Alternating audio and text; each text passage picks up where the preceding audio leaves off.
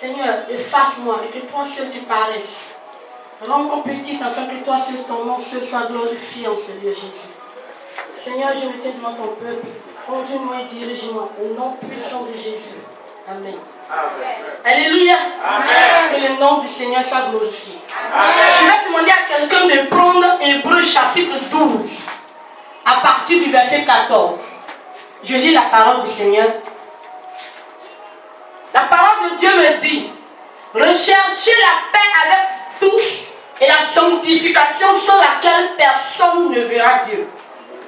Chers frères et sœurs, ce soir nous sommes là, c'est pour parler de la sanctification. Qu'est-ce que la sanctification?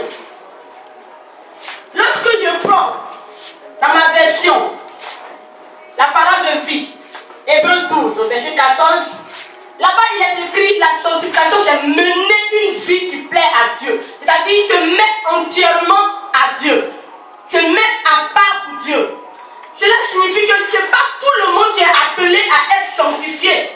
Parce que quand on dit sanctification, automatiquement on pense à je n'ai pas péché, je ne cherche pas femme, je ne bois pas, je ne fume pas. Mais laissez-moi vous dire que dans le monde, il y a des personnes qui ont ces principes-là. Ils ne boivent pas, ils ne fument pas, ils ne cherchent pas femme. Ils sont tranquilles, ils sont mieux même que ceux qui viennent dans la maison de Dieu. Mais qu'est-ce que celui-là même qui doit être sanctifié? C'est celui-là qui a Jésus. Donc la première condition pour être dans la sanctification, c'est d'accepter d'abord Jésus. Parce que c'est à Jésus d'abord qu'on doit faire confession. C'est à lui que tu dois accepter.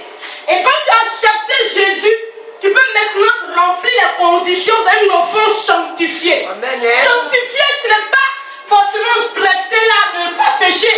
Dans sanctification, on entend aussi le sang. Le sang. Jésus a donné son sang pour que nous aujourd'hui, nous puissions parler de sanctification. Il faut penser au sang de Jésus qui a coulé à la croix. Oh yes. Est-ce que le sang de Jésus signifie la sainteté? Quelqu'un ne peut pas marcher dans le péché, marcher dans des choses qui ne glorifient pas son nom et dire qu'il est sanctifié parce qu'il ne va pas, il ne boit pas, il ne fume pas, il se dit qu'il est sanctifié. Je suis désolé. Celui-là même qui doit parler de sanctification, c'est celui qui a accepté Jésus, qui a accepté son sang, qui reconnaît que son sang a coulé à la croix pour sa vie. Et c'est celui-là qui doit marcher dans la sainteté.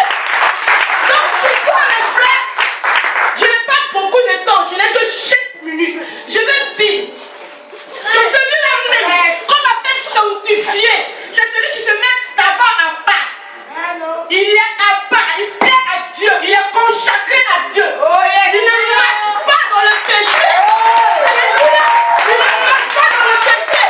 C'est celui aussi qui reconnaît Jésus comme son sauveur, son Seigneur.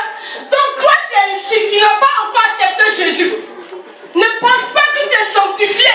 Parce que si tu n'es pas sanctifié, tu ne peux pas plaire à Dieu. Même si tu fais des choses qui ne sont pas bien. Il faut que tu sois sanctifié pour plaire à Dieu. Parce que comme un frère au passé le dit, un vrai tout, sans la sanctification, nul ne peut voir Dieu. Alléluia. Amen. Alléluia. Est-ce que tu peux acclamer le Seigneur? La révérence, la servante de l'Éternel.